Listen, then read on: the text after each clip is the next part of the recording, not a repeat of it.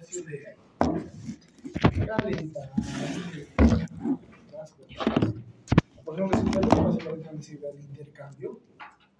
¿No? O sea, ya en los bronquiolos respiratorios ya hay intercambio gaseoso. ¿No? ¿O qué se llama? EMA.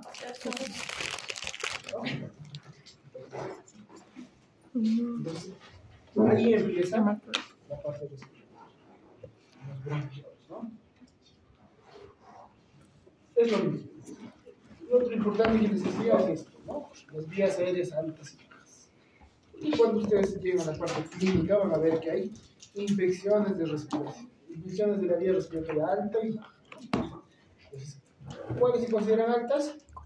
Fosas nasales y bajas, laringe, tracto y bronquio.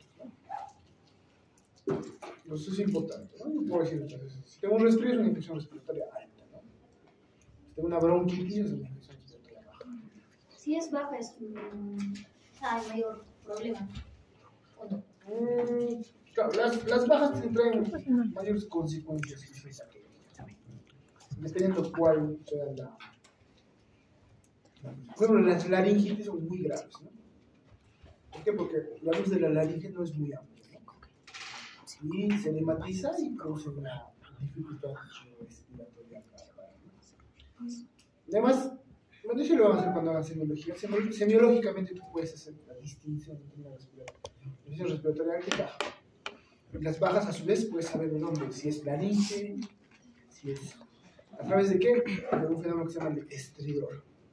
El estridor es un sonido que se usa patológicamente cuando respiras, ¿no? Algo así, ¿no? Algunos lo hacen. Los que tienen asma. No, los que tienen asma sibilantes.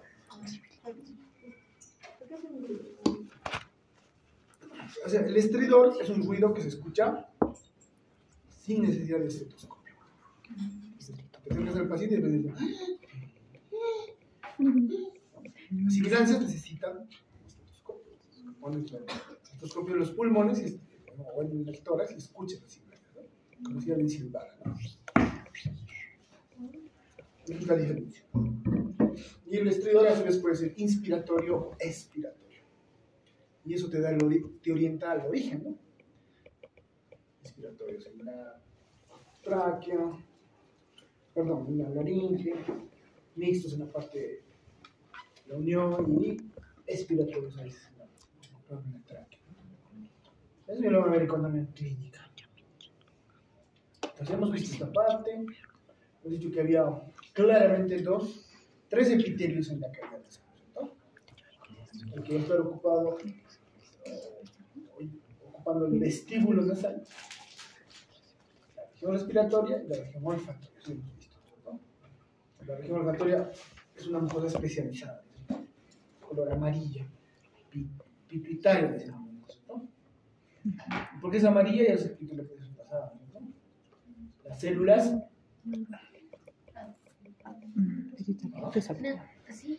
células subtentaculares. Las células subtentaculares. ¿No? Aquí están las células bipolares, neuronas bipolares, ¿no es cierto? Y las que las sustentan, o sea, las soportan, se los sub. ¿Estás bien? ¿Estás respirada? Con la cara. Entonces, ¿cómo me sale? No. Entonces, las células subtentaculares son células que las soportan, ¿no? Mecánicamente. Pero estas tienen gránulos amarillos, ¿no? Y esos gránulos son los que le dan el nombre a este epitelio, perdón, el color a este epitelio. A su vez también van a tener conductos de estas glándulas. Las glándulas, ¿cómo se llaman? Glándulas de Bowman, que tienen una secreción serosa, ¿no es cierto? Que lo que hace es lavar la superficie epitelial. Recuerden que las sustancias odoríferas son moléculas que se impregnan al epitelio, ¿no? Y al entrar en contacto con la neurona, desencadenan despolarización, ¿no? Pero no podemos tener un olor persistente. Las personas tienen que estar siendo lavados constantemente. Y esto, de eso se encargan estas glándulas de Bowman, ¿no? Eso ya les dije, ¿no? Ahora, el epitelio, la parte respiratoria, les dije, tiene un epitelio típicamente respiratorio. Es un epitelio semi-estratificado, cilíndrico, ¿no? Donde vamos a encontrar 5 tipos de células bien diferenciadas. Células ciliadas propiamente, que son la mayoría, que son las que tienen sus cilios y que ya vimos en laboratorio, son que parecen unas pestañas largas, ¿no? Como son las más numerosas, es lo que más se nota. Estas baten, ¿no? Barren el moco. Tiene una función de barrido mucociliar. Van a estar presentes también, no solo acá, sino en mucha de la parte de la vía respiratoria. Luego están las células caliciformes. Los caliciformes son las células que producen moco, ¿no? Tienen gránulos de mucinógeno en la superficie apical y el núcleo de la base. Por eso tienen esa forma de copa o cáliz, ¿cierto? Luego están las células en cepillo, que en vez de tener cilios tienen microvellosidad. Son células alargadas, pero que tienen una característica importante. En la parte basal hacen sinapsis con neuronas, con axones, ¿no? Es de los pocos tejidos donde hay una sinapsis, epitelio neuronal, ¿no? Por eso se cree que estas células son quimiosensores, ¿no? Van sensando las sustancias químicas que están en la cavidad nasal y en la vía respiratoria. Luego van a estar las células basales y las células enterocromafines, que son muy parecidas a las del sistema digestivo. También se llaman células SNET, células del sistema neuroendocrino difuso, porque producen sustancias hormonales, ¿no? Son células que producen compuestos que muchas veces actúan como hormonas. Por eso se llaman células SNET, o también, en este caso, específicamente en la vía respiratoria, se llaman células de Kulchinsky, ¿no? Cierto. Y luego están las células como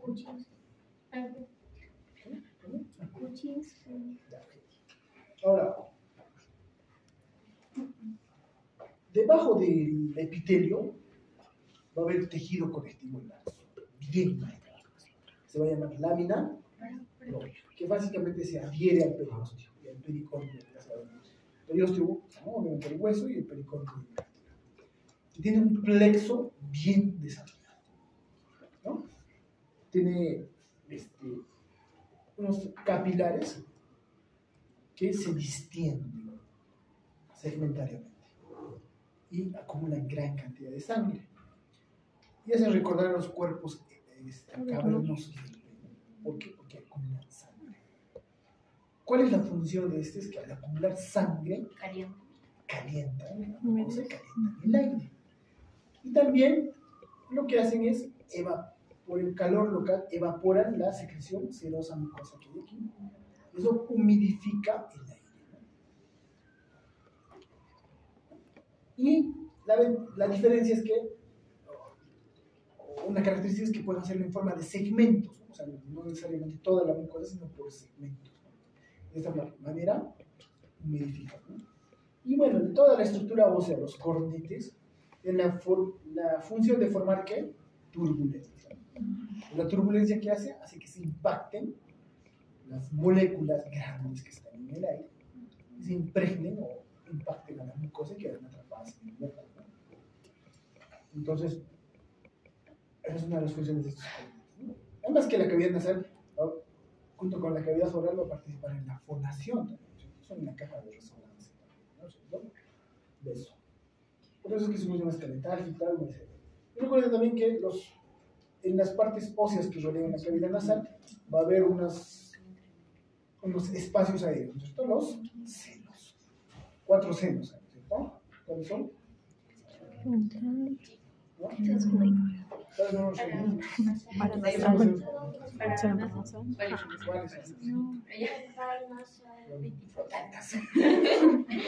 Frontal, después. Facial. Maxilar. Etmoidal y esfenoidal, ¿cierto? 4.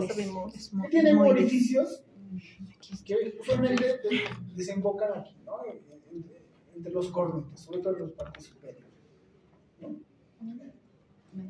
Entonces, esa parte hemos repasado. Pues vean, este es el epitelio respiratorio.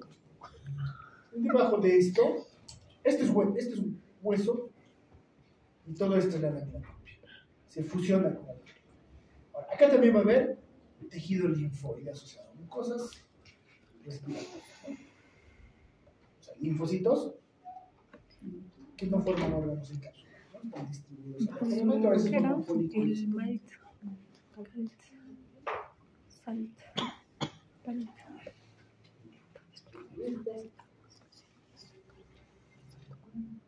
Los senos paranasales. Hemos visto los senos paranasales, son esos espacios aéreos que sirven como caja para resonancia, ¿cierto?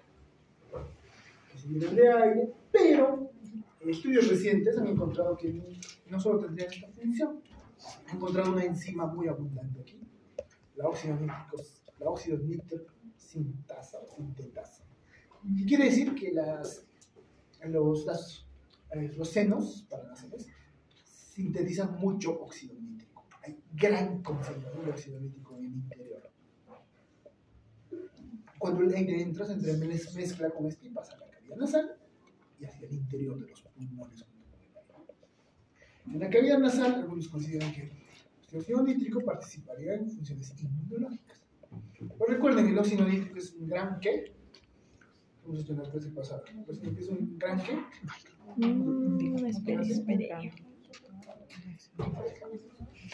Vasodilatador, ¿no? Es muy importante. Es más, es uno de los principales vasodilatadores en los vasos sanguíneos. Entonces, al llegar en el aire inspirado hacia los alveolos y el interior de los pulmones, van a reducir la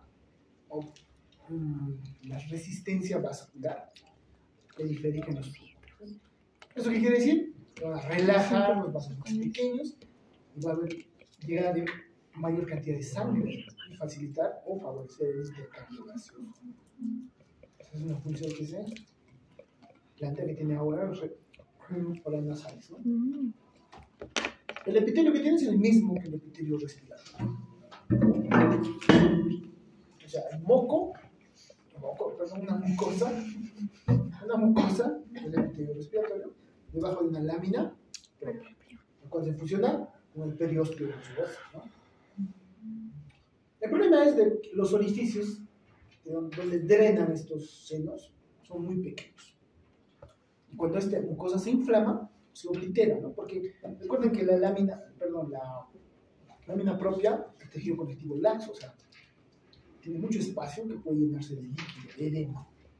Si se edematiza, se oblitera los conductos y se acumulan las secreciones.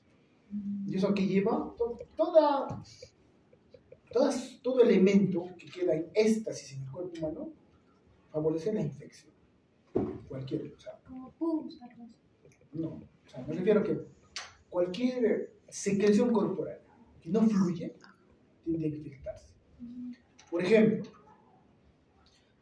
si se obstruye la bilis en la vesícula biliar, ¿no? Por un cálculo, la bilis con el tiempo puede infectarse, ¿no? Igual, si hay una obstrucción intestinal, el contenido intestinal de la bilis tiende a pues, lo mismo, el moco producido por las células caliciformes en el interior de los senos tiende a infectarse. Y eso se llama ¿qué? Sinusitis, ¿no? Y es un dolor, una causa de cefalea, ¿no? Es la tercera causa de cefalea, ¿no? Después de las migrañas y las cefaleas. Y típicamente da un dolor como tensión, ¿no? ¿Por qué? Porque recuerden que es el líquido que está comprimiendo, está las paredes de los senos, ¿no? Y esa sensación de tensión la transmite en la cara, ¿no? Entonces eso la significa. Eso requiere tratamiento antibiótico, ¿no?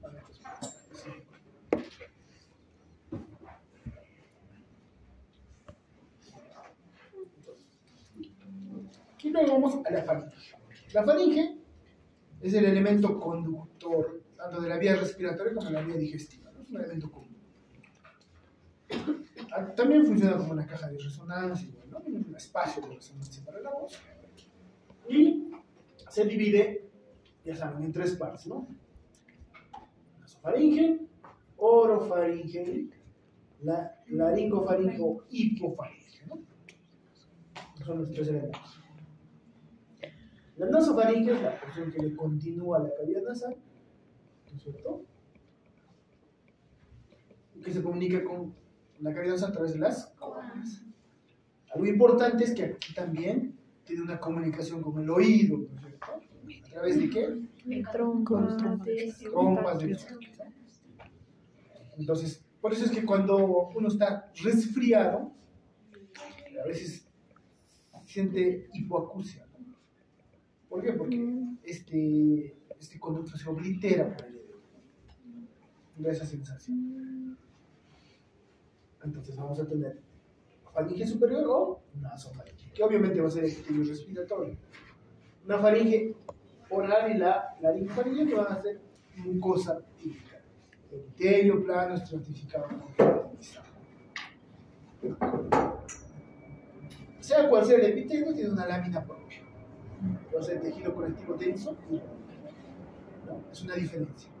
Mientras que las otras estructuras tenían tejido conectivo laxo usualmente, aquí la lámina propia es tejido conectivo denso y regular, muy vascularizado con glándulas seromucosas, ¿no? Como el resto de ellos. Ahora, en esta porción posterior, en la unión, vean chicos, la nasofaringe tiene una pared posterior, una pared superior, posterior y superior. En la unión de esta pared superior y posterior, aquí va a haber un elemento importante, la amígdala faringe, ¿no? Aquí, en esta zona posterior. Entonces, en niños, sobre todo, no tanto en adultos, a veces puede hipertrofiarse, crecer mucho por infecciones crónicas, ¿no? Ya saben que eso es hipertrofia, ¿por qué? Por proliferación de los folículos linfoides que hay ahí, ¿no? Y obviamente si esto se obstruye, ¿qué pasará? O sea, limita el paso del aire, ¿no es cierto? Entonces, cuando el niño está despierto no hay ningún problema, pero cuando el niño duerme, usualmente, como está en decúbito dorsal, va a limitarse el flujo de aire y el niño va a roncar, ¿no? Va a producir ronquido. Es raro que un niño ronque, ¿no? Va a producir ronquido en los niños. Y a veces una voz nasal, ¿no? Eso es por hipertrofia de la adenoide, ¿no? Y puede llegar a un punto en que prácticamente el niño respira por la boca, ¿no? Y en ese caso tienen que sacarle la adenoide. Una cirugía muy común, ¿no? Y es uno de los elementos más importantes. La orofaringe es un epitelio plano estratificado sin estratocono, ¿cierto? Acá, esta parte. Ahora, ¿qué más aquí?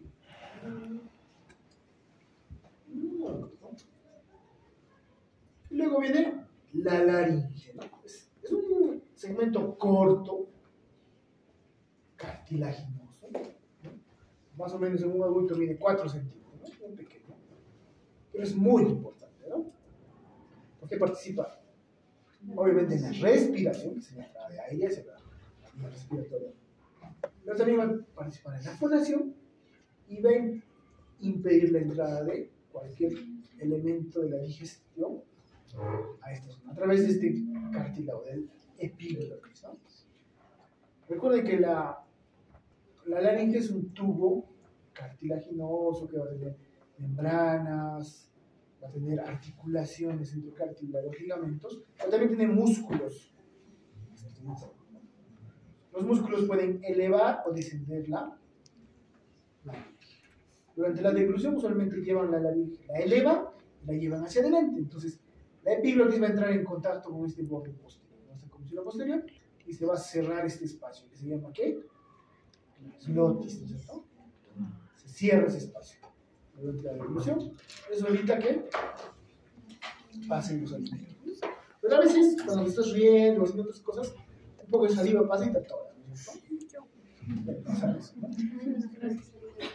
¿No? Es el bochorno. Bien, es cierto, la mayor parte es epitelio cilíndrico, ciliado, pseudo estratificado. Vamos a ver que hay algunos elementos que van a tener un epitelio diferenciado, epitelio plano estratificado. Entonces, la anatomía de la laringe es bien complicada, ¿no? en este momento no nos interesa mucho eso, nos interesa el corte longitudinal. Cuando uno hace un corte coronal, frontal o coronal, es decir, saca la parte anterior, ve esto, ¿no? Ve que el espacio o la luz no es homogéneo, o sea, no es un tubo, ¿sí? Va a ver que hay dos repliegues mucosos, uno superior, que son transversales, y uno inferior. Y entre estos dos va a haber un espacio, como pueden ver este espacio, ¿no? Este espacio. Este es el pliegue superior, pliegue inferior. Estos espacios se llaman ventrículos. El pliegue superior se va a llamar pliegue ventricular, cuerda bucal falsa. Y el pliegue inferior se llama pliegue bucal, cuerda bucal verdadera. ¿En qué se diferencia? En que el pliegue bucal contiene un ligamento vocal y un músculo vocal, que es músculo esquelético. El pliegue ventricular no tiene, el pliegue ventricular solo es un repliegue. ¿Cuál es la diferencia importante? Que como es músculo, este puede contraerse y relajarse. Por lo tanto, al contraerse o relajarse, si se contrae, ¿qué pasa? Tensiona, tira del ligamento vocal. Y esto tensiona, pone en tensión a este repliegue. Y eso hace que pueda vibrar mucho más, ¿no? A veces se relaja y vibra un poco más. Entonces, ¿eso qué puede traer? ¿O qué beneficio trae? Es que cuando uno expira el aire, vibra. Y al ponerlo más o menos tenso hace que pueda vibrar más y cambia el tono de los sonidos. La voz no sale aquí, sino la fonación. Ya es a través de los órganos fonatorios, la lengua, ¿no? Que digamos la voz, ¿no? Pero aquí nace el sonido. O sea, lo que hace que salga el sonido, ¿no? Ya lo modulamos nosotros con los sonidos, ¿no?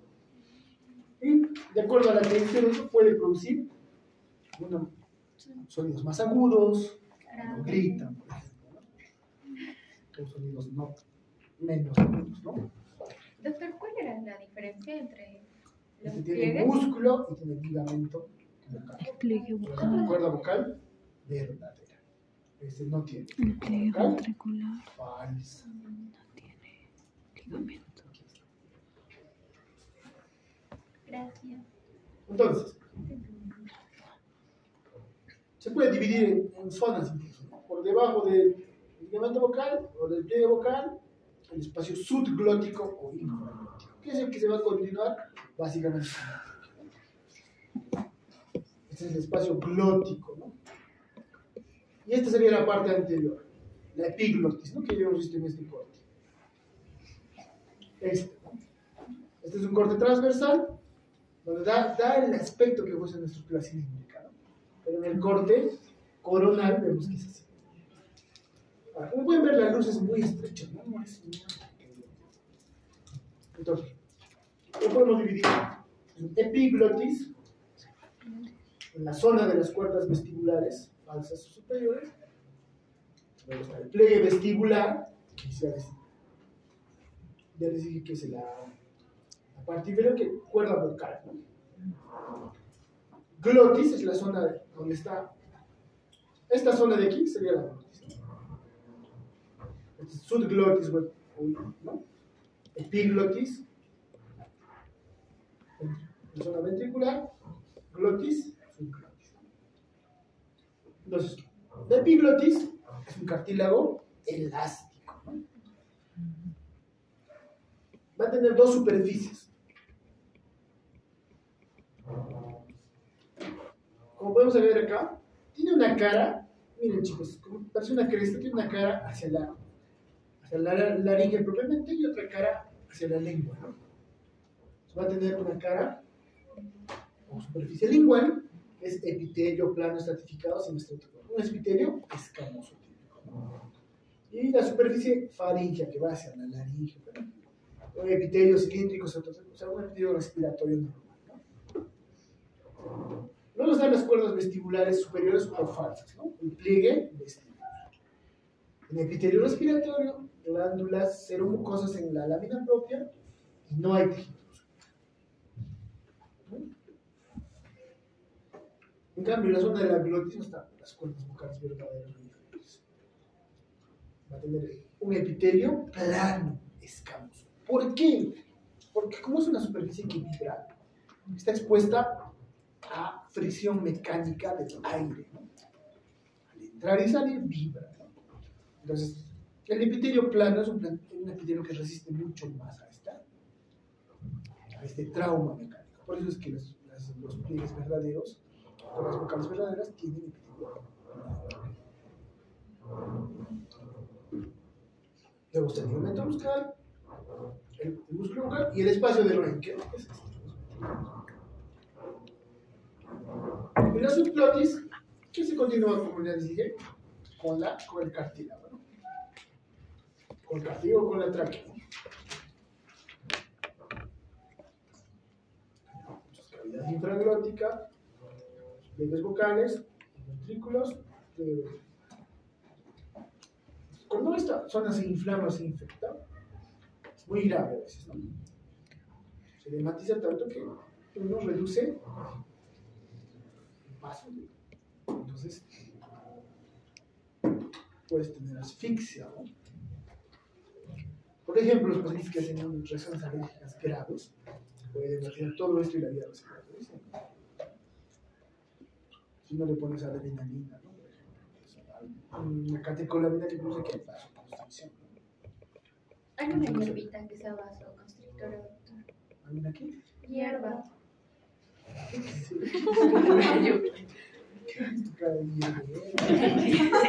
Curandero.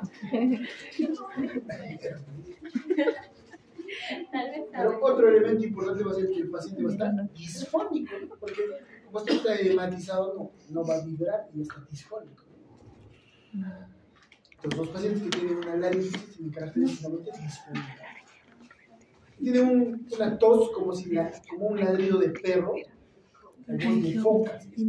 Todos los músculos. Si tú le escuchas su tos, parece que un perro chiquito le estaría ladrando a la Al cartílago no. No es broma, o sea, No, el cartílago no. es muy diferente a la tos. Tú con esos tres elementos, ¿no? La disfonía, la tos de foca. ¿Dónde coja? Podemos escuchar. Un audio. Puede ver esta vez. Cuando hagan semiología respecto Voy a llegar. entonces, pero eso es característica. Una laringitis. Entonces, la epiglotis es uno de los pocos cartílagos que es tipo elástico, ¿no? La mayor parte de los cartílagos de la laringe son cartílago hialurónico. ¿Qué son los pliegues, no? Los pliegues vestibulares son inmóviles, son falsos por eso. No tienen músculo ni tienen ligamentos. Los pliegues vocales inversos tienen tejido conectivo elástico denso regular. Y ese es este tejido conectivo elástico denso regular que está por debajo de la mucosa, eso es lo que se llama el ligamento vocal. Tiene además músculos esqueléticos, músculo estriado voluntario. Es un epitelio plano estratificado, sin estrato, contrario a todo el resto de la laringe. Aquí está, ¿no? Cuerda vestibular falsa, sus glándulas, cuerda muscular verdadera. Esta parte, los tejidos fibroelásticos, se considera el ligamento elástico y el músculo, ¿no? ¿Se entendió hasta ahí?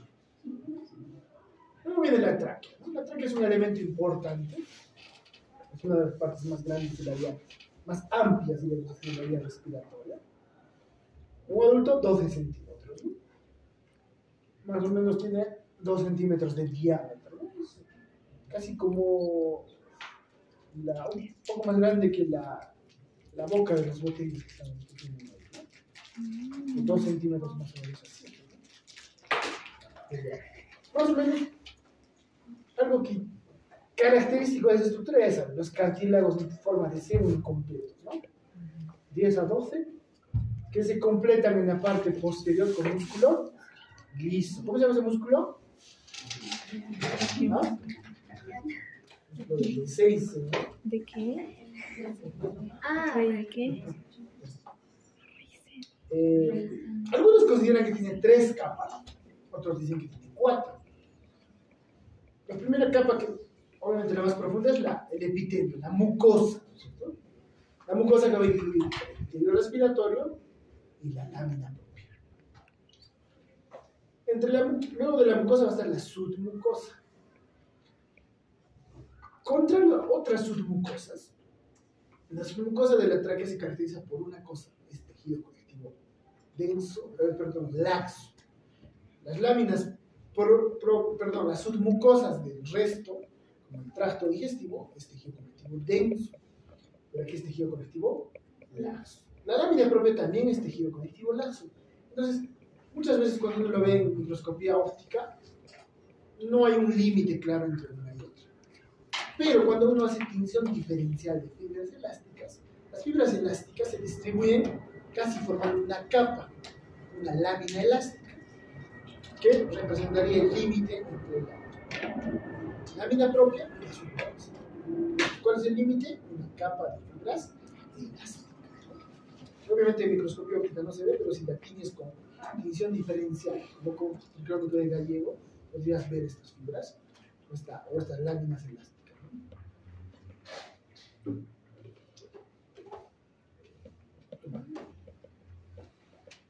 La submucosa es una de las partes más vascularizadas, tiene glándulas mucosas y seromucosas que producen secreción, ¿no? Mucosa.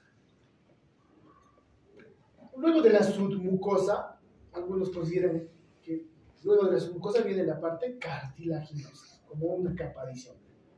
Es el cartílago, y alineó con su pericondrio, ¿no? Y por fuera estaría la adventicia.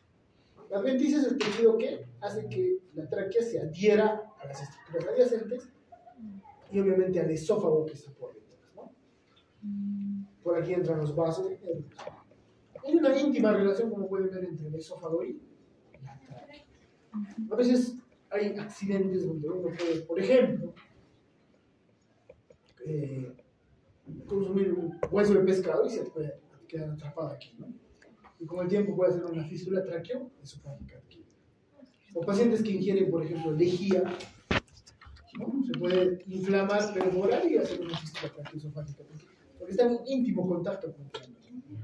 En muchos casos en niños que ingieren pilas de botón, ¿no? ¿Ustedes saben qué son las pilas de botón? Esas pilas de los juguetes que son planitas, como monedas. Claro, esas son peligrosísimas, ¿no? ¿Por qué? Porque son altamente alcalinas. Y como son alcalinas, pues queman. Y en 4 a 6 horas ya están lesionando eso. Un día ya perforan la mucosa. Y muchos niños jugando ingieren esas pilas. Y por eso es que ahora las regulaciones ahora hacen que los juguetes tengan tornillos. Antes no tenían tornillos. La regulación ahora tiene tornillos, ¿por qué? Porque he visto que causa muchos accidentes. Y si pasa mucho tiempo en darse cuenta, trae complicaciones. Fístulas traqueosofágicas. Recuerden que también ya han hecho mediastino, ¿no es cierto? La aorta, por ahí también está, ¿no? El callado de la aorta, ¿no es cierto? Entonces, tiene una parte que está en relación al esófago, ¿no es cierto? Entonces, hace una fístula aortoesofágica y el paciente muere. Muy peligroso, ¿no? La tráquea, que es cosa, el epitelio, su tejido conectivo por debajo, la propia, su mucosa, el cartílago y la adventicia. En el epitelio claramente lo que resalta son los cilios de las células. Por debajo esta línea oscura son sus cuerpos basales. Y estas células son las células cali.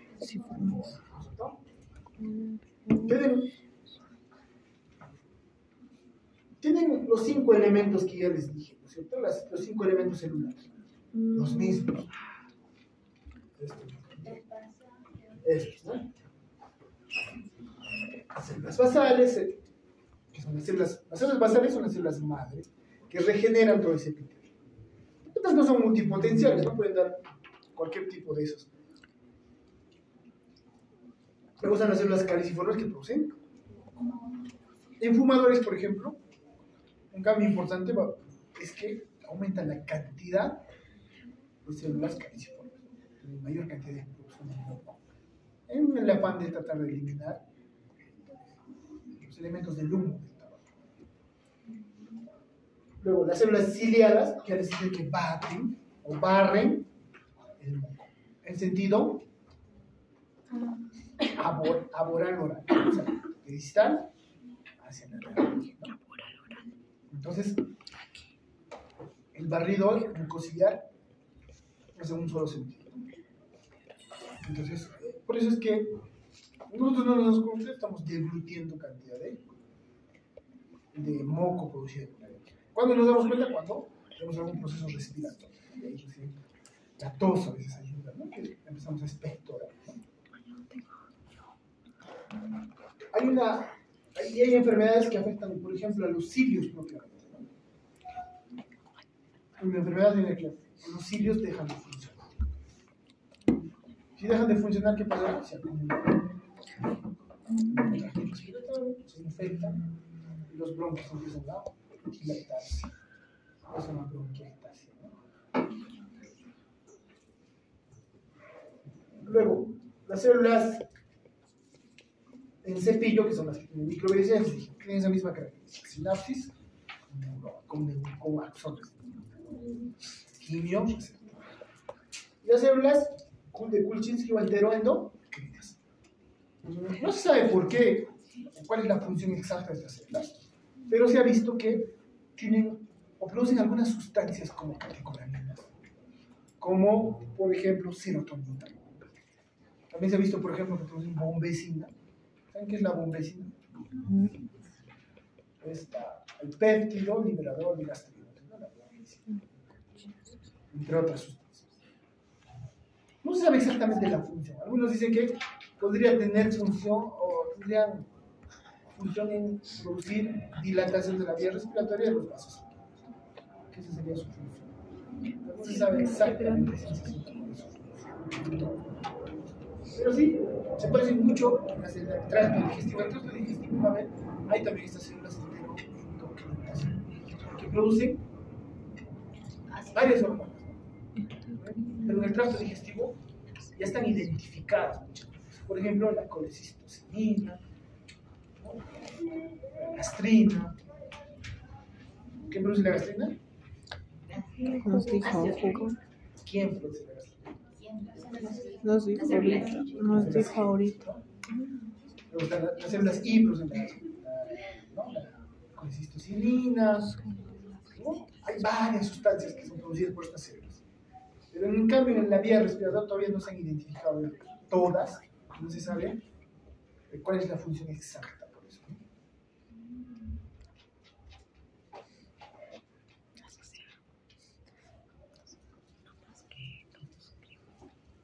Y también acá va a ver, como pueden ver, estas son glándulas seromucosas, están en la submucosa. Y acá tenemos el cartílago incompleto y el músculo traqueal posterior, ¿no? Ahora, como pueden ver, aquí no hay una capa muscular propiamente, ¿no? Solo acá hay una coordinación del cartílago, pero no hay un músculo que rodea toda la tráquea.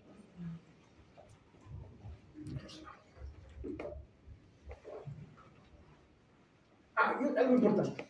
Muchas veces las células de Kulchinsky son difíciles de distinguir de las células basales y madre, que tienen el mismo tamaño. La forma de distinguirlas es con tinción argéntica, ¿no? Los gránulos de las células de Kulchinsky se pueden teñir con plata. Es una forma de distinguir las células madre de las células de Kulchinsky.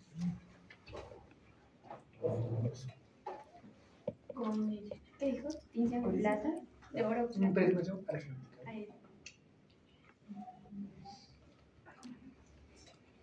Entonces tenemos la tráquea y luego vamos a tener el resto de la vía respiratoria. El árbol bronquial, ¿no es cierto? Que son ramificaciones de la tráquea, ¿no? que dependiendo de cómo se ramifiquen, toman nombres diferentes, ¿cierto? Usualmente se ramifica en dos, eso ya sabes, ¿no? Bronquio principal derecho, bronquio puente, ¿no? Izquierdo. Son los bronquios. Luego se van a dividir en bronquios lobarios, ¿no es cierto? Lobarios, ¿no es cierto? El izquierdo en 2 y el derecho en 3. Bronquios. Luego vienen los bronquios. ¿Cuántos segmentos hay en el pulmón derecho? 10. ¿En el izquierdo? 8. ¿No? ¿Y qué es un segmento pulmonar?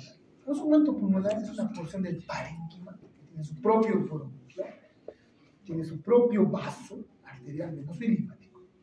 Y es más, tiene un tejido conectivo que lo separa del resto del parénquima. ¿Tiene importancia quirúrgica? Sí, porque tú puedes sacar solo ese pedacito. Puedes hacer una segmentectomía. Si hay una lesión bien circunscrita, puedes sacar solo un segmento. O quizás 2, 3, 4, ¿no? Sin sacarle un lóbulo. Es una importancia quirúrgica. Y así, los bronquios se van a ir ramificando hasta terminar en bronquiolos. ¿Qué es un bronquiolo? Un bronquiolo es una vía respiratoria de menos de 1 milímetro o menos. Pero también va a tener diferencias histológicas entre un bronquio y un bronquiolo. Dos principales. Como pueden ver, los bronquios principales tienen anillos de cartílago muy parecidos al de la tráquea. A medida que van ramificándose, el cartílago ya no es continuo formando anillos, sino van a formar placas. Placas que están en toda la circunferencia, ¿no? Y estas placas de cartílago se hacen cada vez más pequeñas. Pero cuando ya es un bronquiolo, desaparece el cartílago. Ya no hay cartílago. Ahora, en la submucosa, habíamos dicho que tenían glándulas, ¿no es cierto? Igual que la tráquea, los bronquios también tienen glándulas submucosas. Los bronquiolos no tienen glándulas submucosas. Los elementos importantes. ¿No? Ahora, otra cosa importante es que a medida que se ramifica, el epitelio se va aplanando. Recuerden que es un epitelio cilíndrico, son los estratificados, cilíndricos y diamétricos, ¿no? Entonces, los bronquios principales, las ramas principales va a ser así. Pero ya en los bronquiolos, se hace más plano. Puede ser solo cilíndrico simple o cúbico simple. ¿No? Cambia. Y algo importante es que ¿en qué momento se hacen intraparenquimales los bronquios? Cuando se vuelven lobales. Entonces, ahí inmediatamente se hacen intraparenquimales. Aparece una capa de músculo liso. O sea, va a tener las mismas capas que la tráquea, solo que entre la mucosa y la submucosa va a haber una capa de músculo liso circunferencia. Y esta capa de músculo liso va a tener una importancia que a medida que se va ramificando y el árbol bronquial se hace más pequeño, la capa se hace mucho más gruesa. Relativamente, obviamente. O sea, no quiere decir que aumenta en el número, sino cuanto más pequeño se mantiene el grosor de su capa muscular. Y eso hace que los bronquiolos, las vías respiratorias más pequeñas, sean las que regulan la resistencia al aire. Lo mismo que la resistencia vascular, ¿no? Hemos dicho las arteriolas, las metaarteriolas son las que regulan, ¿no? Acá igual. Las vías respiratorias más pequeñas son las que regulan el paso. Entonces, cuando hay un broncoespasmo, el broncoespasmo no se da en los bronquios principales, ¿no? La parte intraparenquimatosa y sobre todo las vías respiratorias más pequeñas como los bronquiolos, ¿no? Y eso reduce mucho. O sea, si solo ves un bronquiolo, digamos, tenía la luz, se reduce a la mitad, no parece mucho. Pero más o menos, nosotros tendremos millones de bronquiolos, ¿no? Imagínense, entonces, ese efecto se multiplica por millones, ¿no? Y eso hace que cuando haya broncoconstricción, tengas dificultad en la respiración. Pero más más que en la inspiración, es en la expiración. Porque recuerden que la inspiración es un proceso activo, ¿no es cierto? Cuando tú inspiras, ¿quién se contrae? El diafragma. El diafragma se contrae y esa es la bomba del motor para meter aire a tus pulmones, ¿no? Entonces es un fenómeno activo, ¿no? Pero recuerden que la expiración es un fenómeno pasivo. Entonces, los pacientes asmáticos, por ejemplo, tienen dificultad en la expiración. Su expiración se prolonga. ¿Por qué? Porque como está reducida la luz, no puede. Y sucede como cuando inflas un globo, ¿no? Tú lo inflas fácil, pero luego aprietas y lo sueltas. Si reduces mucho su boca, sale muy poco y haciendo ruido, ¿no? Igualito pasa en los asmáticos, ¿no? Sale muy poco y silbando, ¿no?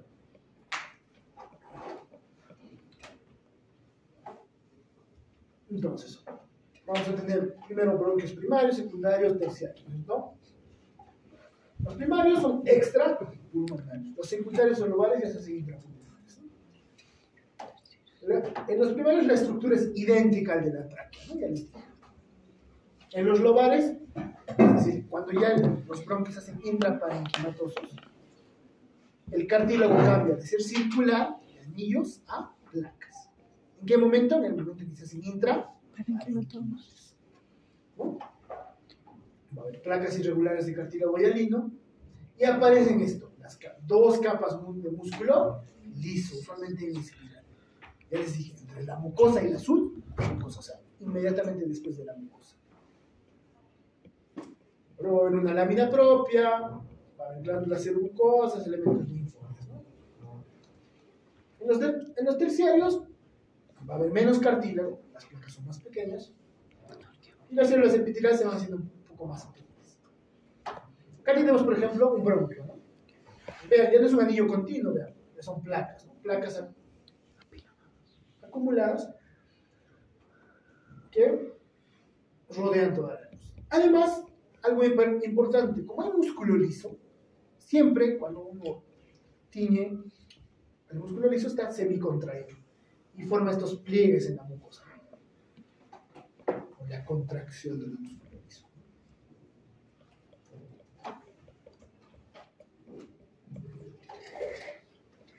Igual tenemos la capa, ¿no? El epitelio, siempre va a tener sus glándulas submucosas, debajo de la mucosa, inmediatamente, aquí está su lámina propia, debajo de esta va a estar músculo liso. Luego la submucosa, luego el cartílago. Lo mismo aquí, chicos, el cartílago en placas, el epitelio contraído, ¿no? Así se ve.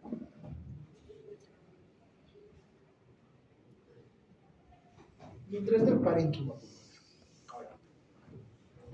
Esto se ramifica hasta que llegan a vías respiratorias de 1 milímetro. Las que tienen menos de 1 milímetro se llaman bronquios. Por encima de 1 milímetro son bronquios. Los bronquiolos tienen menos de 1 milímetro. El epitelio ya se modifica. Puede ser cilíndrico ciliado simple, o algunas células calciformes, o células cúbicas simples, con células denominadas células claras. Vamos a ver más adelante eso.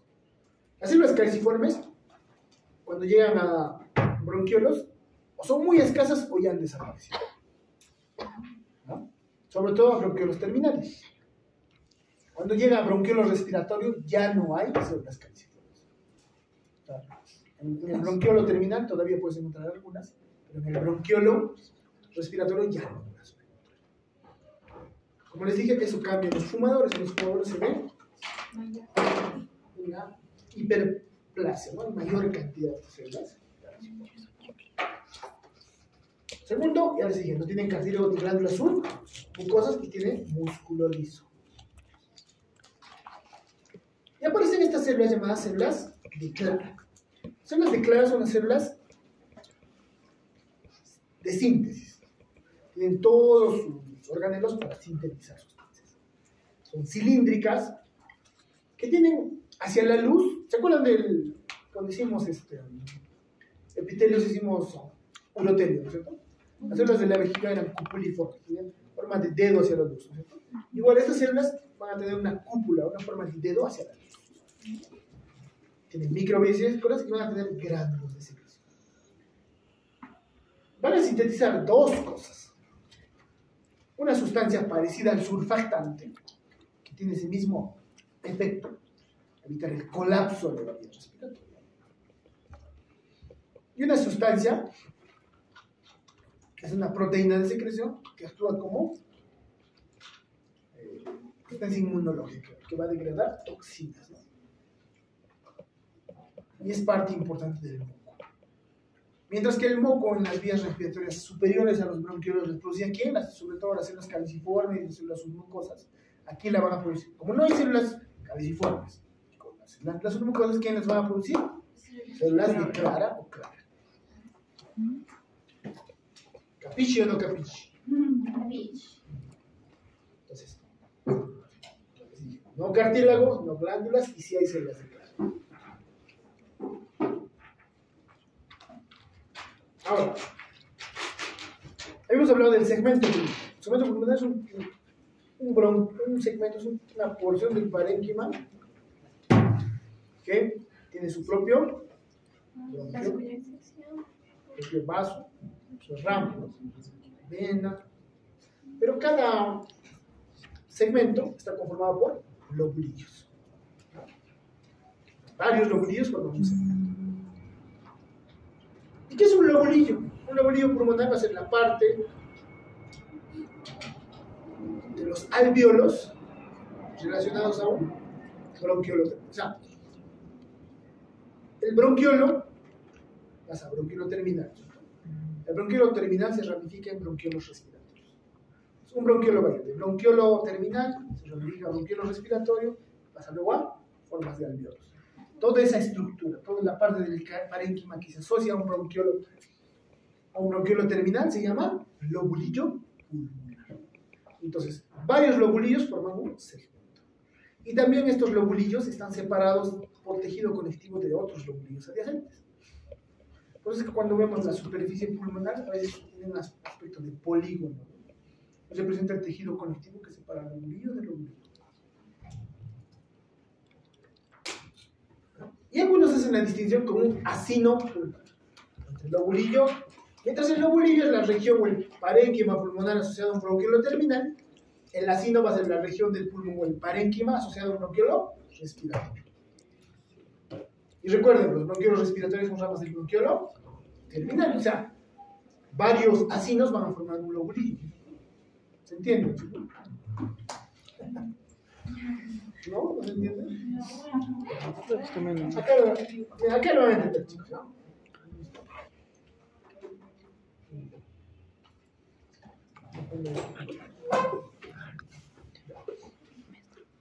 Miren, chicos, este es el bronquiolo terminal. Bronquiolo terminal. El bronquiolo terminal tiene su propia pared. O sea, va a tener un epitelio, no liso y algo de tejido conectivo. Ese a su vez se ramifica, está ramificado en dos bronquiolos respiratorios. El bronquiolo respiratorio, ¿en qué se diferencia del bronquiolo terminal? En que su pared está interrumpida por alvéolos. Tiene la misma estructura que el bronquiolo terminal, solo que en ciertos tramos está interrumpida por alvéolos. ¿No sabes, delegada? No. Hazle los pulmones. Claro. Que se entiendan.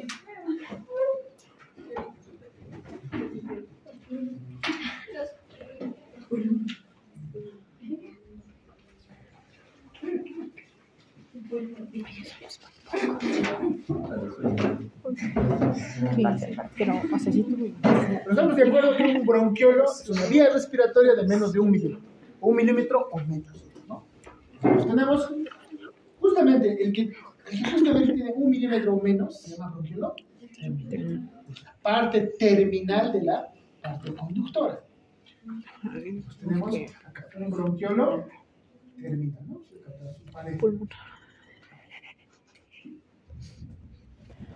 Ese es el bronquiolo terminal. Bronquiolo terminal. Obviamente varios de estos bronquiolos terminales se fusionan, forman bronquios más grandes. Y este a su vez va a dar origen a dos bronquiolos, en realidad a varios poderes, ¿no? Bronquiolos respiratorios. Entonces, acá vamos a ver. Igual, va a tener la misma pared. ¿No? Igualito, la misma pared. La misma pared, solo que, a diferencia del bronquiolo terminal, ciertas partes de su pared va a estar interrumpida por alveolos. Igual acá, ¿no? Así. Entonces, esta parte ya es mixta, o sea, conductora, pero también intercambio. ¿Ustedes entienden? Sí. Luego de los bronquiolos respiratorios, que son estos, viene de la parte alveolar. Van a venir los conductos, los sacos y los alveolos. Sigan mirando la pizarra, mi pierna, que entiendan. Eso que les he dibujado es esto. Bronquiolo terminal, bronquiolo respiratorio, bronquiolo. La diferencia es que su pared está interrumpida por alveolos. Y luego viene un conducto alveolar. Un conducto alveolar no es un conducto propiamente, porque no tiene pared propia, sino que la disposición de los alveolos hace que tenga el aspecto de un conducto. Pero su pared básicamente está formada por alveolos, pero tiene la forma de un conducto. ¿No? ¿Se entiende? Y en algunas zonas se va a distribuir como si fuese un óvalo. ¿Saben lo que es un óvalo? ¿No es cierto? Un espacio con alveolos alrededor. Esto. Cuando tiene esa distribución... Sigue habiendo alveolos, solamente que es por la forma que se distribuye. Ya, uno es conducto y otro es punto. Claro.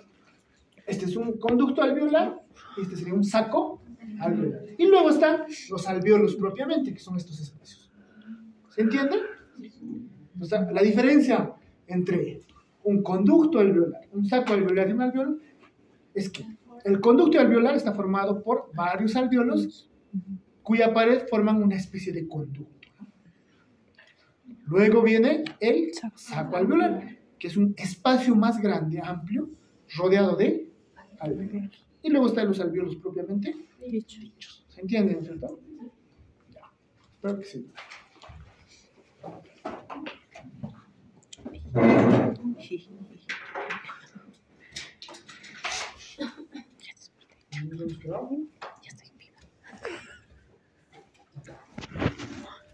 Entonces, volvemos. Un lobulillo pulmonar es la región pulmonar asociada a un bronquiolo terminal. O sea, acá es la parte respiratoria y acá empiezan los alveolos, ¿no? Que forman este conducto, sería en este caso, ¿no? Y acá terminaría así, en un saco alveolar, que sería este, ¿no? Dentro del saco están los alveolos, no alrededor. No, los alveolos están alrededor formando su pared, ¿no? Y así, hacia todo el parénquima, ¿no? Entonces, si yo agarro todo este segmento, si yo agarro de aquí, delimito este parénquima, estoy cogiendo todo el parénquima asociado a este bronquiolo terminal. ¿Qué sería eso? Un lobulillo pulmonar. Entonces, si agarro el bronquiolo terminal y su parénquima, o sea, si se dan cuenta, a este bronquiolo terminal van a drenar todos los alveolos de toda esta zona. Entonces, todo ese parénquima, los alveolos, los bronquiolos respiratorios, conductos, sacos, que drenan a este bronquiolo terminal, correspondería a un lobulillo pulmonar, ¿ya? Pero a su vez, puedo yo delimitar solo este bronquiolo terminal y todas sus estructuras asociadas, es decir, bronquiolo respiratorio, saco, conducto, alveolos. ¿Y eso qué sería? Un acino pulmonar. Entonces, como pueden ver, varios acinos juntos formarían un lobulillo pulmonar. ¿Entienden?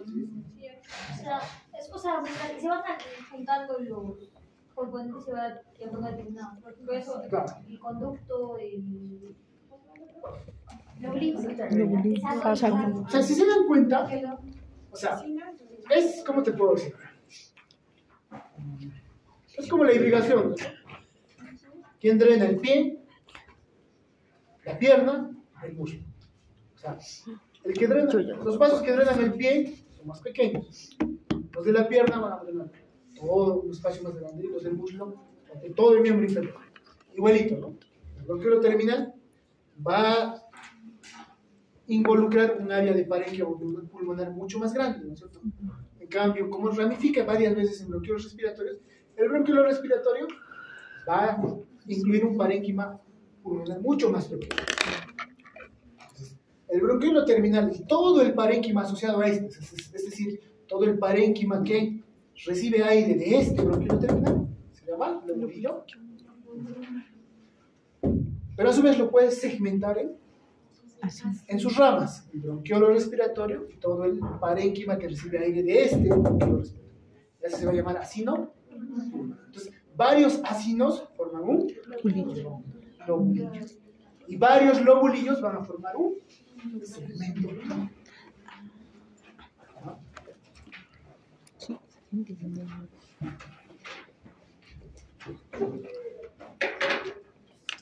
¿Ya se entendió eso, no? Sí. Pues si les pido dibujar un lobulillo, ya pueden dibujar. Así es, igualito lo voy a dibujar.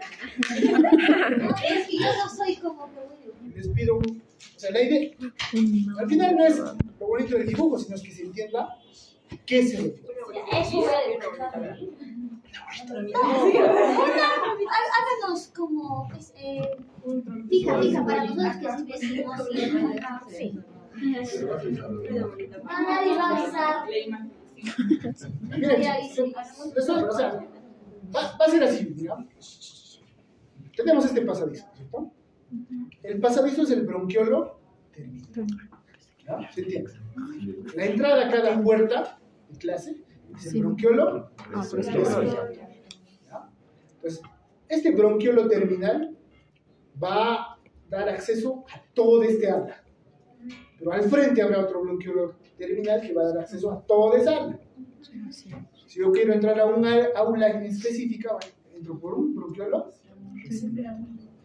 Entro a la clase. Cada uno de estas carpetas es un alveolo. Estos pasadizos entre carpetas sería un un conducto alveolar. Este conducto alveolar no tiene pared, ¿se dan cuenta?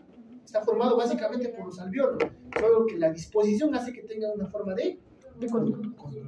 Pero hay esta área amplia de acá adelante, que igual está rodeada por carpetas. Este sería un saco, que tampoco tiene pared propia, sino es la disposición de los alveolos en forma de un Pero podría ser saco. que su pared es los alveolos. ¿No? Su pared son los alveolos. Solo es la manera en que se han distribuido los alveolos. Y cada carpeta es un... Yo les digo que es un lobulillo pulmonar. Se refiere al pasadizo y a toda una de las aulas que reciben aire de este pasadizo. Esa es la importancia funcional. Y si les digo que es un acino, sería cada aula con su puerta, ¿no? ¿Se entiende ahora? Sí, sí. Eso sí. Y el pulmón sería toda la universidad. ¿Ahora se entendió?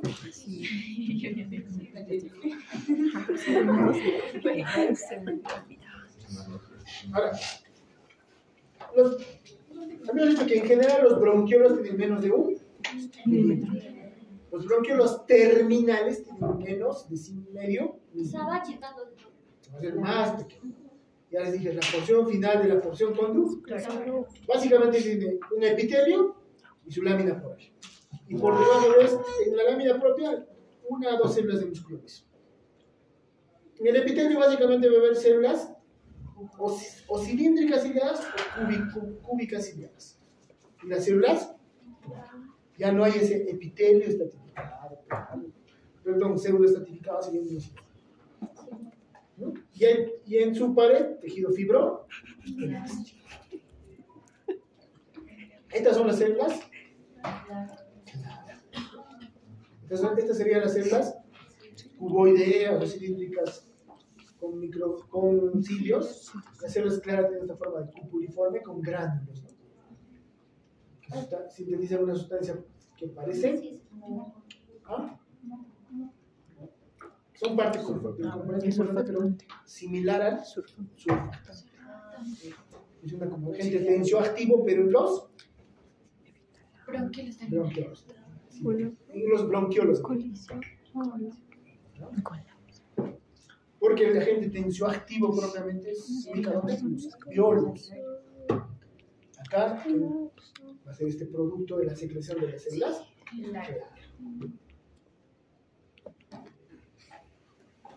Es lo que les decía, ¿no? Bronquiolo terminal, bronquiolo respiratorio acá, conducto alveolar, porque tiene ese aspecto de conducto, ¿no? Va a llegar a esto sería un saco alveolar. La pared sigue siendo la misma pared de los alveolos, o los alveolos propiamente son los que forman su pared, no tiene pared propiamente. Y los alveolos propiamente. ¿Se entiende? ¿Y qué se ha guardado dentro del saco? Oxígeno. Aire. Aire. Yo pensé que Son espacios aéreos con pared. Es como el aula, ¿no? Tiene una pared y dentro hay aire.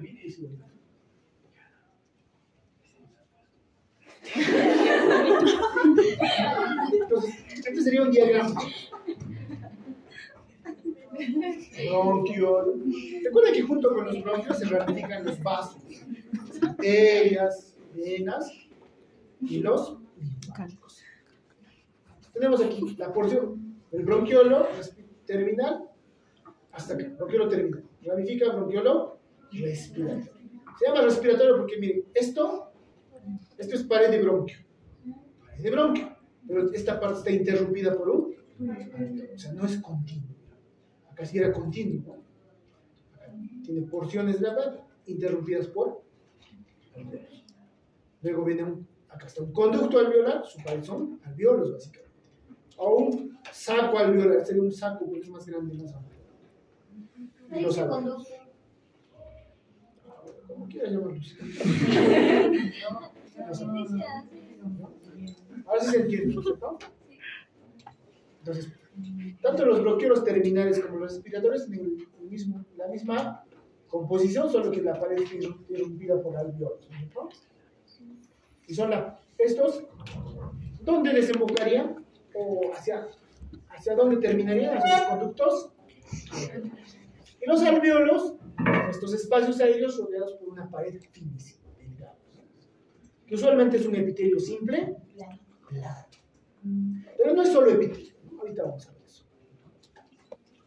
Lo mismo, chicos. Bronquiolo terminal, bronquiolo respiratorio. ¿Por qué? Porque mira que hay un alveolo que está interrumpiendo la pared. Acá otro alveolo que está interrumpiendo la pared. Y este ya es un conducto alveolar. No tiene pared propia. Simplemente la pared de los alveolos se han dispuesto y dan ese aspecto. Y llega a este atrio o saco alveolar. Y luego estamos alveolos.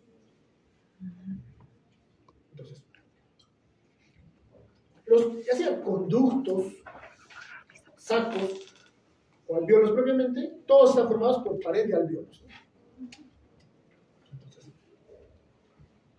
igualito, ¿no? Bronquiolo respiratorio, porque miren, tiene el epitelio respiratorio y acá se interrumpe por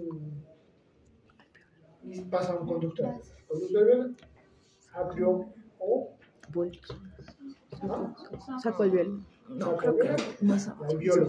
Son espacios aéreos, ¿no? Entonces, los conductos alveolares van a tener tejido conectivo delgado entre los tabiques, ¿no? Aquí. Y muchas fibras elásticas. El pulmón tiene bastantes fibras elásticas y es muy retráctil. ¿No? Ahora, entre el conducto alveolar y el alveolo, el conducto alveolar en su pared va a tener un poco de musculación, una capa de musculación, una célula de musculación que controla su apertura. ¿No? En cambio, los alveolos y sacoalveolares ya no tienen musculación. Es una diferencia entre el conducto alveolar y el. ¿Qué diferencia entre el atrio y el saco alveolar? Es lo mismo. Lo mismo. Y los alveolos son estructuras o espacios aéreos, ¿no? En forma de evaginación, que son la unidad estructural y funcional del sistema respiratorio, porque ahí se lleva a cabo el intercambio gaseoso. ¿Cuántos hay? Más o menos 300 millones de alvéolos. Que algunos calculan que más o menos son 75 metros cuadrados, más o menos, ¿no? de área de intercambio gaseoso.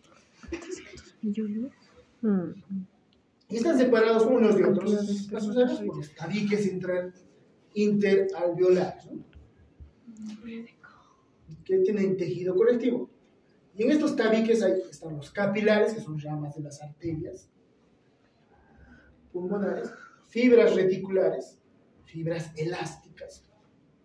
Pero a veces estos tabiques interalveolares tienen ciertos espacios, poros, que lo que hacen es equilibrar la presión de aire. ¿Por qué? Porque si un alveolo se distendería mucho, podría colapsar el adyacente, ¿no es cierto? Porque si yo tengo varios globos y lleno, uno de ellos infló más, colapsa el resto. Para evitar el colapso del resto, tienen comunicaciones entre ellos pequeñísimas, son los poros de Kohn. ¿No? Acá no hay músculos rodeándolos, ya les dije. Y es aquí donde se da el intercambio de CO2 y oxígeno. Estos elementos son importantes. ¿Por qué? Ya les dije, la expiración es pasiva. Es como cuando tú soplas un globo. Tú lo soplas y luego lo sueltas. El motor de haber inflado eres tú que has soplado. Eso hace el diafragma. El diafragma jala, ¿no? Pero la parte expiratoria es la retracción elástica del pulmón. Lo mismo pasa en el globo. Se ha distendido, pero la retracción elástica del globo lo tiende a colapsar. En el pulmón es lo mismo. Las fibras elásticas se distienden. Es como cuando tú jalas un elástico, ¿no? Una liga. Jalas, y cuando lo sueltas, la fuerza, hay una fuerza física, ¿no? Que es proporcional a la fuerza que tú has aplicado. Eso se llama retracción elástica. El pulmón, debido a las fibras elásticas, tiene esa función de retracción elástica, a volver a su estado inicial, igual que un elástico, que un jeve, ¿no? Jeve, tú lo traccionas y tiende a volver a su estado de reposo. El pulmón igual tiende a volver a su estado de reposo, y eso es lo que produce la expiración. Y el polo de Kohn es importante porque cuando hay neumonía, la neumonía simplemente es inflamación de los alvéolos. Como se inflaman, normalmente dentro de los alvéolos, vamos a ver más adelante, los neumocitos tienden a producir cierta cantidad de moco, ¿no es cierto? Cierta cantidad de líquido y absorberla. O sea, siempre hay ese equilibrio entre producción y reabsorción. Pero la reabsorción no es hacia las células, sino hacia el espacio del tabique interalveolar. Y ese líquido se drena a través de los linfáticos. ¿Ese líquido tiene un nombre específico o solamente es el moco? No, es líquido. ¿No? Pero cuando hay neumonía, ese proceso cuando se ha inflamado, hay mayor producción que reabsorción. El alvéolo se llena. Se llena y sobre todo se sintetiza. Las células inflamatorias van a producir matriz y sobre todo fibrina. La fibrina es insoluble y oblitera todo ese alvéolo, ¿no? Y a través de los poros de Kohn se disemina ese líquido y va pasando y va pasando. Y se hepatiza el parénquima pulmonar. Es decir, el espacio alveolar se llena de este exudado y su luz se llena de un líquido parecido a una gelatina. Y todo el segmento que está comprometido ya no tiene función, ¿no? Porque ¿cuál es la principal función del alvéolo? Intercambio. Pues si está ocupado de líquido, ya no puede. ¿Y eso qué pasa? ¿Qué hace? Que tu capacidad de oxigenación disminuya. Cuando hay anfisio, ya lo he dicho hay un concepto que se llama shunt, ¿no? Sí lo he escuchado, pero no sé qué es. Shunt Alveolar. alvéolo. Capilar. Hay un equilibrio. No todos los alvéolos están funcionantes en una inspiración. Sobre todo los inferiores son los que se distinguen más, los superiores no tanto. Y igual, la sangre, no todos los segmentos pulmonares están irrigados. Igual. El cuerpo tiene un papel de homeostasis que cuando un alveolo no está bien ventilado, manda menos sangre ahí, ¿no? Cuando está bien ventilado, manda más sangre, ¿no? Pero como ya has perdido superficie pulmonar por la neumonía, que está llena de líquido, toda la sangre que pasa por esa zona no recibe oxigenación y se mezcla con la sangre que sí ha sido oxigenada. Y al final, esa sangre vuelve al corazón con menor oxigenación. Entonces tú estás oxigenando menos desaturación. Llega menos oxígeno a tus. Y obviamente, cuanto más severa es la neumonía, más severa es este problema. Entonces, te puedes morir de neumonía, te puedes morir por insuficiencia respiratoria. ¿Se entiende? Eso es lo mismo que pasa en el edema pulmonar. El edema pulmonar es una patología donde se llena de líquido de diversas causas. Por falla cardíaca, por ejemplo. Paciente que tiene un infarto en una gran parte del corazón, ya no bombea adecuadamente el ventrículo izquierdo. ¿Qué pasa? Como no bombea bien, la sangre se acumula en la circulación menor, ¿no es cierto? En los vasos pulmonares. Hay un incremento de la presión hidrostática en los vasos pulmonares. Ya les dije, cuando hay incremento de la presión hidrostática, ¿qué hay? Tendencia a salida de líquido al espacio intersticial, ¿no es cierto? Pero ese líquido ya no solo sale del espacio intersticial, sino pasa al espacio alveolar. Porque recuerden que el espacio intersticial en el tabique interalveolar va a ser finísimo. Y tus pulmones se llenan de agua. Por ejemplo, falla cardíaca. Puede ser aguda o crónica, ¿no? Problemas crónicos, por ejemplo, son pacientes que tienen problemas en las válvulas cardíacas. Poco a poco el corazón va a fallar. Pero también hay problemas como el mal de altura, ¿no es cierto? Cuando se produce mal de altura por poca oxigenación, también se produce edema de pulmón. Y te mueres por ese edema. Porque si se llena tu pulmón de líquido, ya no hay intercambio. Entonces, ¿qué necesitarás ahí? Abundante cantidad de oxígeno, ¿no? ¿Por qué? Porque el poco pulmón que te queda sano, tienes que llenarlo de oxígeno para que haya intercambio.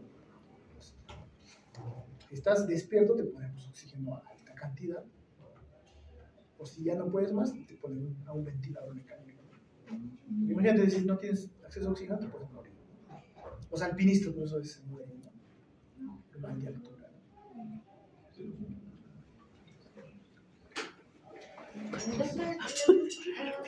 Por esos poros, cuando se llena de líquido, es por donde pasa, de alveolo en alveolo. Claro. Los poritos. Es como una inundación, ¿no? Si pasa por el pasillo, empieza a entrar agua por ahí. Pero en realidad la función fisiológica es equiparar la presión de aire en todos. Y tenemos aquí, este sería un corte transversal de un alveolo. Así. Este es otro alveolo acá, y esta es la pared interalveolar. Habíamos dicho que en los conductos alveolares hay una célula, una capa de músculo liso acá, ¿no? Acá no. Entonces, la pared alveolar va a estar constituida por, primero, una célula aplanada, el neumocito tipo 1, que es la célula menos numerosa, solo es el 40% de todas las células, pero como es bien plana, ocupa la mayor superficie de los alveolos. Los neumocitos tipo 2, que usualmente están en los ángulos de estos alveolos, como aquí, que son la célula más numerosa, pero como tienen una forma más ovoidea, ocupan menos superficie, ¿no? Entonces, hacia la luz del alveolo. Por detrás del neumocito tipo 1 estará su lámina vacía. Y luego está el tejido conectivo intersticial, de fibras elásticas, algunas células de tejido conectivo escasas. Y aquí están los capilares sanguíneos. Entonces, entre alveolo y alveolo, ¿qué voy a encontrar? Hacia las superficies luminales, neumocito tipo 1, a veces neumocito tipo 2, neumocito tipo 1, ¿no es cierto? Acá adentro, tejido conectivo y capilares. ¿Se entiende? ¿O no se entiende? Así, ¿no? Dibujaremos, ¿no?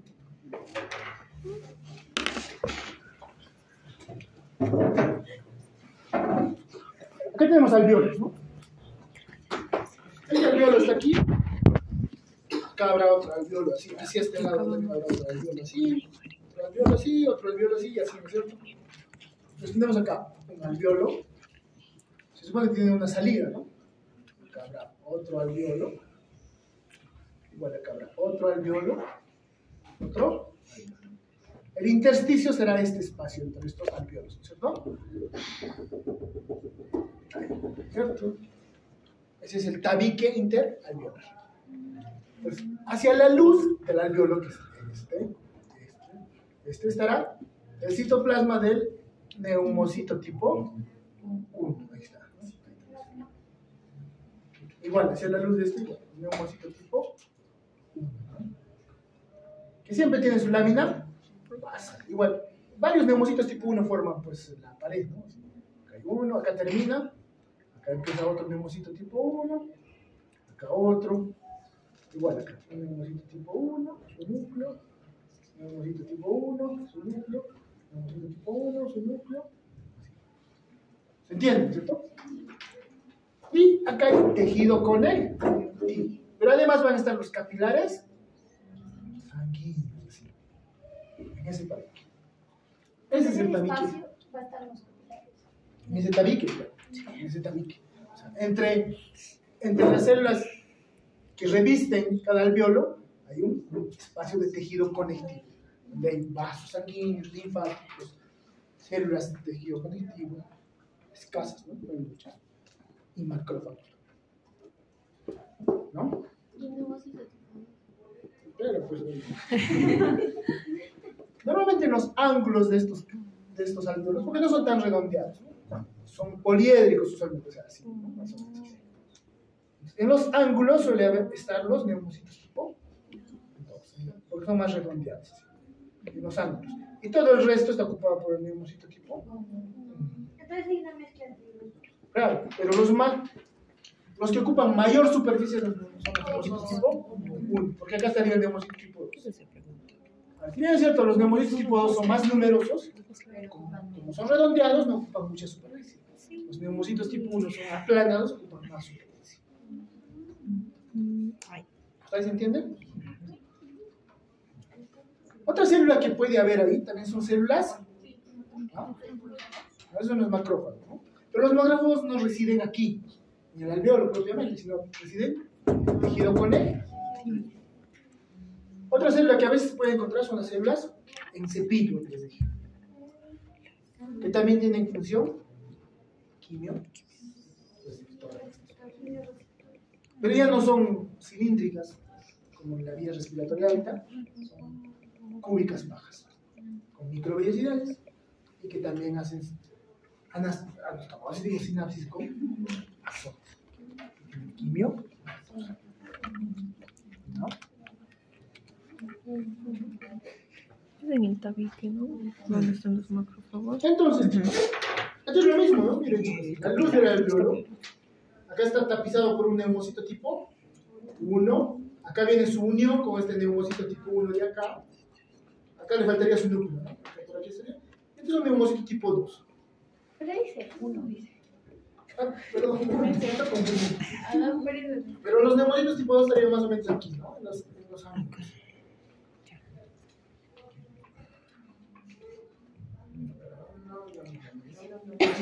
Miren, chicos, el neumocito tipo 2 es así, redondeadito, en los ángulos. La mayor parte de esta superficie está, este es su núcleo del neumocito tipo 1, todo esto, y acá, solo acá está el neumocito tipo 2. Ah, es más plano el tipo 1. El 1 es plano, el 2 es redondeado. Pensé que iba a ser igual. Los neumocitos tipo 1 no pueden reproducirse, no se replican. Todos los tipos 2, los que se multiplican y regeneran. No se multiplica, no se multiplica, no se multiplica. ¿Ah? Claro, se diferencia, ¿no? No se convierte. En medicina no es que se convierte, se diferencia. ¿Cierto? Entonces, Cuando se daña. Entonces, los tipo 2 tienen esa función de regeneración de los linfocitos tipo 1. ¿Y quién da los neumocitos tipo 2? ¿Cómo? A los neumocitos tipo 2, ¿quién? Ellos mismos se autorreplican, se van renovando. Por eso que se renuevan a sí mismos y renuevan los linfocitos tipo 1.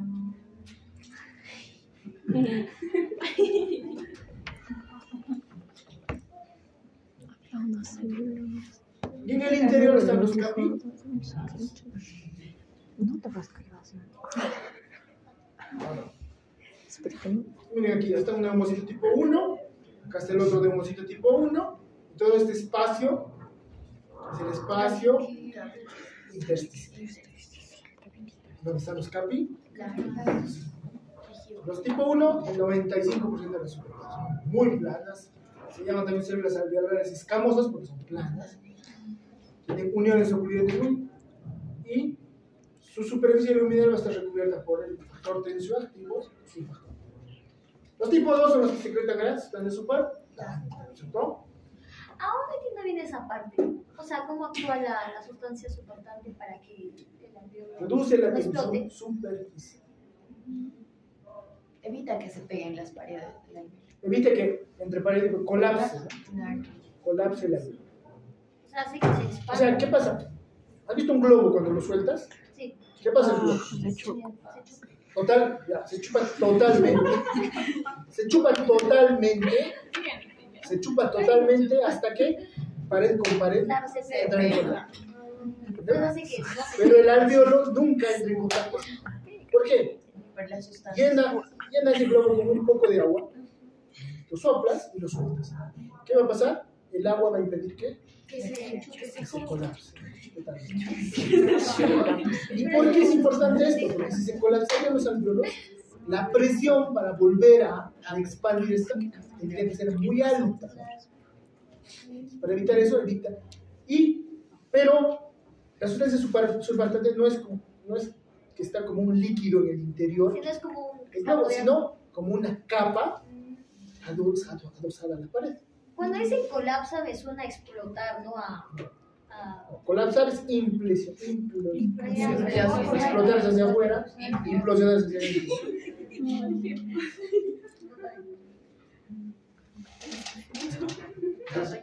Los neumocitos tipo 2 son los que sintetizan la sustancia tensio, tienen forma cuboidea. Tienen los cuerpos laminares que, por exocitosis, son los que liberan la sustancia tensio. El factor surfactante es una sustancia compleja, tiene numerosos componentes, pero el más importante es este: el dipalmitoilfosfatidilcolina. No tengan examen. Ese es más, porque mantiene la estabilidad. Tiene proteínas y lípidos. Este es un lípido. Tiene proteínas. Y hay 4 tipos de proteínas: A, B, C y D. ¿Ya? Proteína tensioactiva A, B, C y D. Pero estas proteínas no solo dan la estabilidad a la surfactancia, sino que también participan en las reacciones inmunológicas contra virus, hongos y bacterias. Es más, la proteína tipo D del surfactante tiene función de opsonina. ¿Qué es una opsonina? Ya les he explicado eso, pero vuelvo a explicar. Una opsonina es un elemento que marca a un elemento patógeno.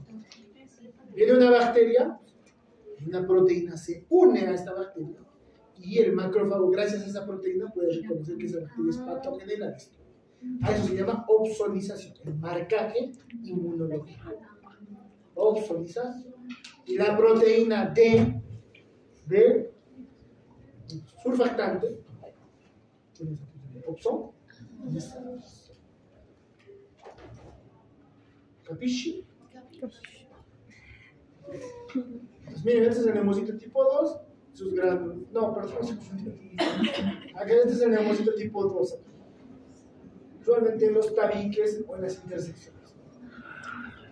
Y luego están los macrófagos alveolares o células de alveolo.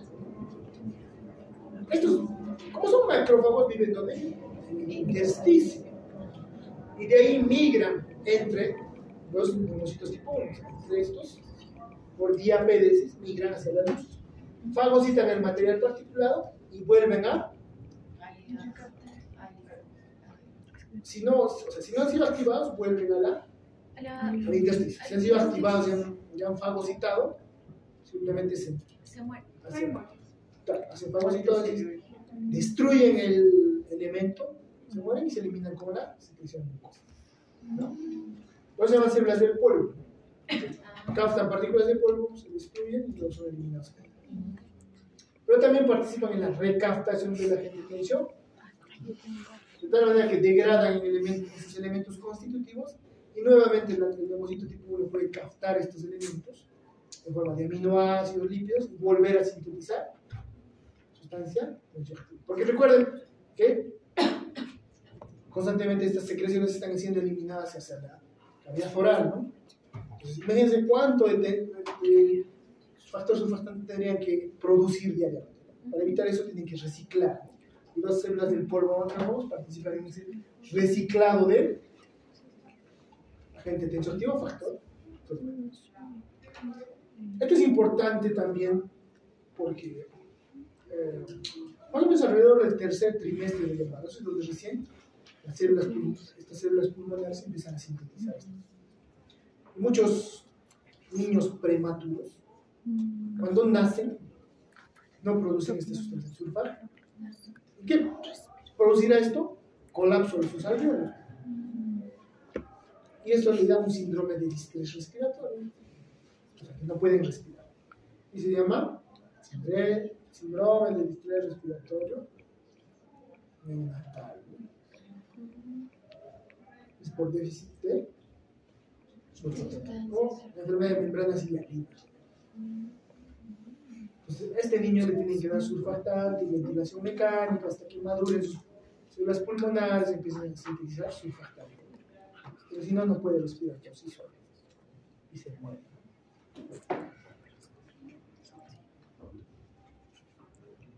Ahora, vamos a la barrera hematócrica. Entonces, hemos dicho que en el interior del tabique están los capilares. Y los capilares están muy próximos a los neumocitos tipo 1. Claro. Miren acá, por ejemplo, un macrófago está migrando por diapédesis. Neumocito tipo 1 y aquí está el capil. De tal manera que estos están tan íntimamente en contacto que la membrana basal de la célula endotelial muchas veces se fusiona con la membrana basal de la célula del neumocito tipo 1. Y el intercambio de gases se da a través del citoplasma de estas dos células. CO2 y oxígeno. ¿Y por qué se produce el intercambio? Los gradientes de presión. ¿No? Entonces, va a haber una barrera alveolo, una barrera que participa en el intercambio de gases, que va a estar dada hacia la luz del alveolo, que sería el factor surfactante, como una superficie de revestimiento, el neumocito tipo 1, su lámina basal que se fusiona caudal del endotelio, la célula endotelial, esos capilares continuos, esa es la barrera alveolo. Si les pregunto los componentes, ya saben. Y este es importante. A veces, la lámina basal fusionada en ciertas zonas puede acumular líquido, que se llama lámina gruesa. Cuando no, se llama delgada. Las láminas gruesas sirven para la reabsorción de los líquidos de esta zona y luego los capilares absorben ese líquido. Entonces hemos acabado. Tejido respiral.